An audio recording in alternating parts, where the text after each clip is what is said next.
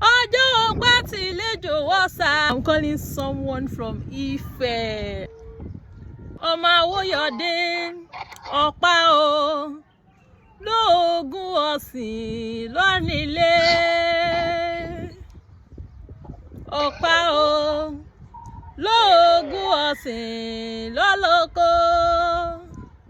Lóògùn ọ̀sìn lọ́tún lè dènà odò. Ọjọ́ ọ̀pá bá mi sọ̀rọ̀ mẹ́ni roko ó lè mọ kìrìkìrì wọlé bàbá rẹ̀. Mo kí ọ ọmọ ọ̀pá lógún ọ̀sìn.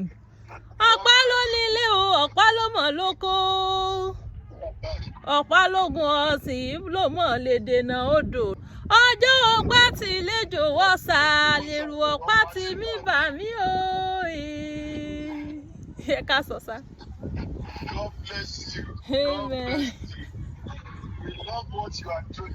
Thank and God will increase you. Amen, sir. God will increase you. Amen.